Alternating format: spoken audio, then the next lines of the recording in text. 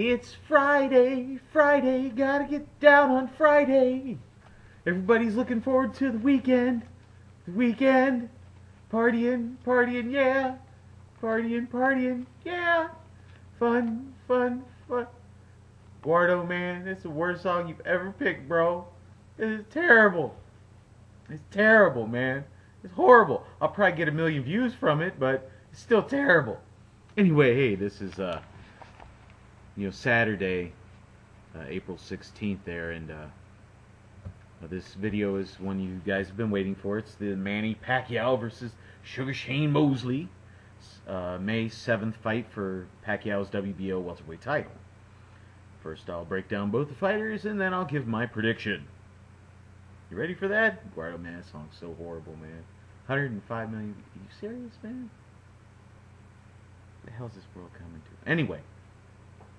Over to Manny Pacquiao, he's like 52-3 with 38 knockouts and all that good stuff, and everything. He's had a unanimous decision in his last two fights, and that was with Clate and with Martin Marguerito. And when you start looking at that, can he really hang with the bigger fighters? I mean, don't get me wrong, he's basically won every single round in his last four fights. He's won like 40 rounds straight.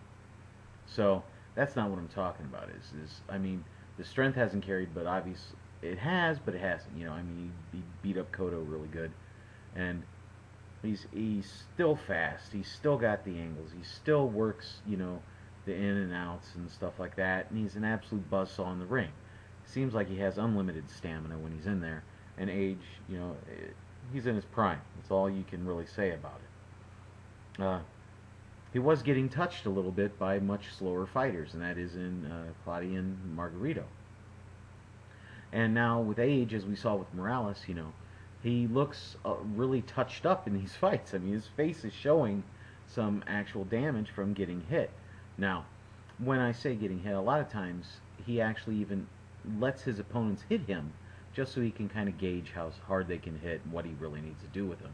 And you really saw that in the Margarito fight. Some of the hits actually looked like they hurt Pacquiao, but it was more because he was letting him hit him as opposed to actually getting hit. He still has the combos and everything, but he is susceptible to elite boxers and counterpunchers. Doesn't really have to worry about that with Mosley in there. This isn't one of those kind of fights. So looking at that, I've done 5-6 videos on Pacquiao, and he's at the absolute tops in his game. Why he waited this long to fight Mosley is anybody's guess, but or anybody's opinion as to why he waited this long and why he's actually fighting him at 147 as opposed to 142 now. So let's go over to Mosley, who's 39, almost 40 years old, and he's 3-2-1 in his last 6 fights.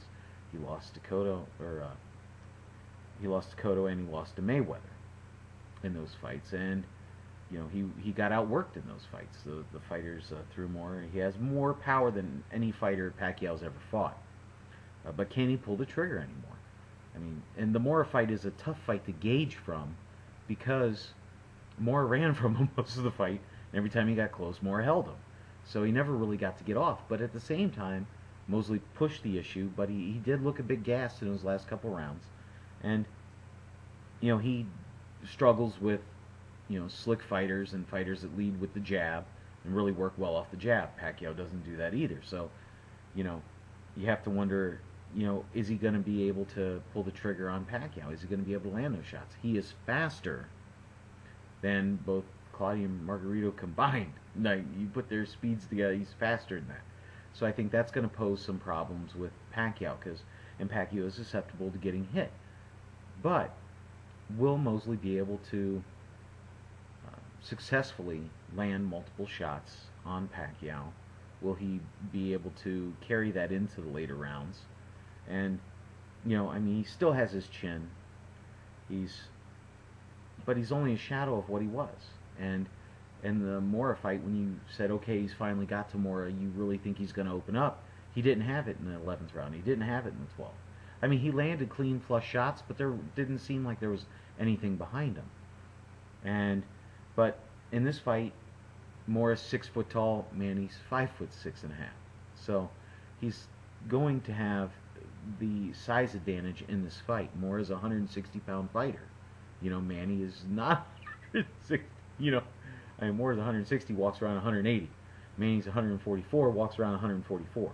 I mean, there's no real gain there. I mean, Manny might go up to 150, but it's not massive. So, what do I see in this, or how do I see this going out? Well, Pacquiao fans once again are going to be happy with this. I see Pacquiao taking a unanimous decision because I think Pacquiao will take a lot of the earlier rounds, and even when it gets later, Pacquiao's not going to fade. Pacquiao's not going to have those problems with Mosley, and he could even this could be the first time Mosley actually gets stopped because Pacquiao keeps coming forward, he keeps applying that pressure, and he keeps hitting you. If you're not an elite fighter, you do not go the distance with Pacquiao. Not as of late. You have to have that punch resiliency. And I don't know if Mosley has that anymore. And I know what you're saying. Well, you just said that bigger guys went the distance with him. After seeing what Mosley went through, and those guys are nowhere near as old as Mosley is. Okay? So, and I see Mosley going down that hill.